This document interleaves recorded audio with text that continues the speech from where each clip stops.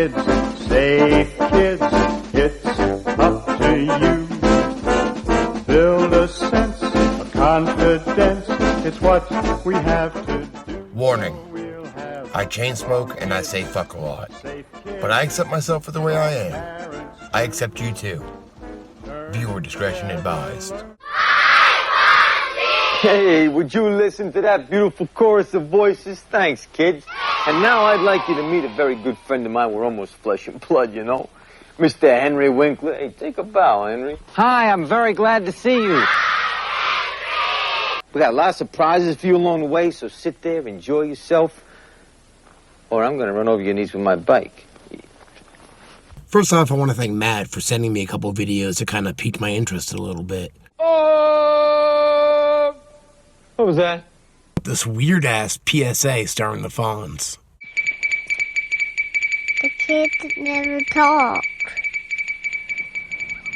Nobody talks to me. I feel left out. This is a really crucial time for kids. It's a time when they need to be listened to be believed in. This is really important for their self-esteem, and also important so that they'll grow up to be healthy adults. It's stupid. There's lots of things you don't tell grown-ups when you're a kid. My parents don't listen to me. We think they wouldn't understand. It isn't fair. It's just not fair. But some things we need to tell them because they're bigger than us and they can help.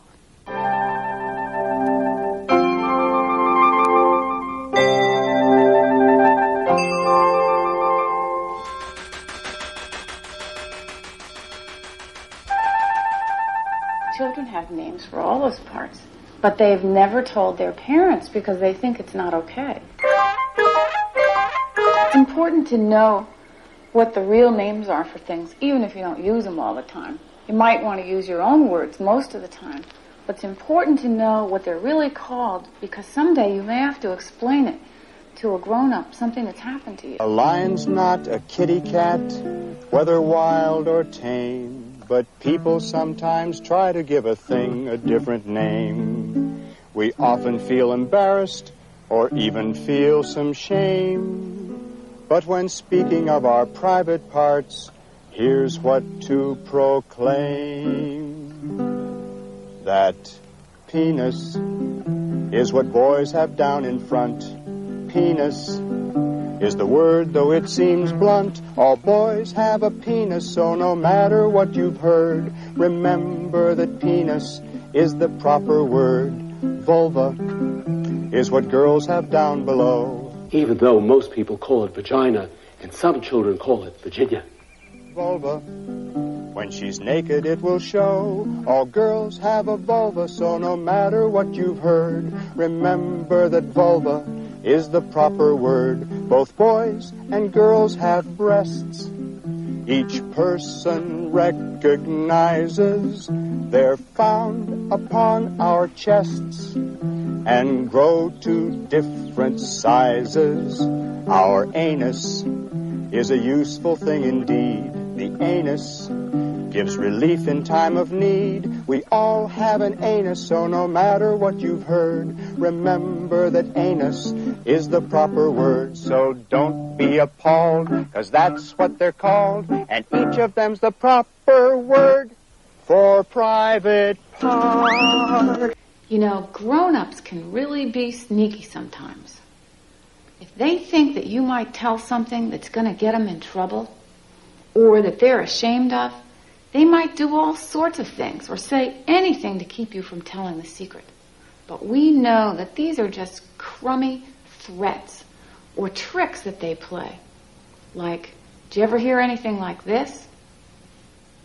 Your mommy and daddy would never love you again if you told this. You're so bad, you might never get another hug. You might have to grow up alone. Last year I did a video called Heather O'Rourke, What the Fuck Happened? They're here. Heather O'Rourke was just 5 years old when director Steven Spielberg cast her as Carol Ann in the movie Poltergeist. I didn't know who he was, and he came over and he asked if I ever been in any movies, and I go, no, and he goes, do you want to come to my office for an interview? And I go, sure. And this is from her IMDb. Heather entered American cinematic pop culture before first grade. She was sitting alone at the MGM commissary waiting for her mother when a stranger approached her asking her name. "My name is Heather O'Rourke," she said, "but you're a stranger and I can't talk to you." When her mother returned, the stranger introduced himself as Steven Spielberg. She failed her first audition when she laughed at a stuffed animal Spielberg presented her with. He thought she was just too young. She had just turned 5, and he was actually looking for a girl at least 6 years old. But he saw something in her and asked her to come in a second time with a scary storybook. He asked her to scream a lot. She screamed until she broke down in tears. The next day at the commissary, Spielberg told her and her family, "I don't know what it is about her, but she's got the job." She went on to star in Poltergeist 2 and had finished filming Poltergeist 3 when she died Monday at age 12. An official with the San Diego coroner's office said the cause of death was reported to that office to be the result of congenital stenosis or constriction of the intestine after the child went into septic shock. A source described that by saying her intestine burst.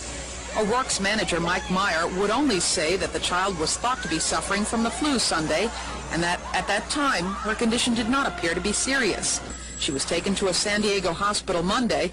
A coroner's official said she died there during surgery.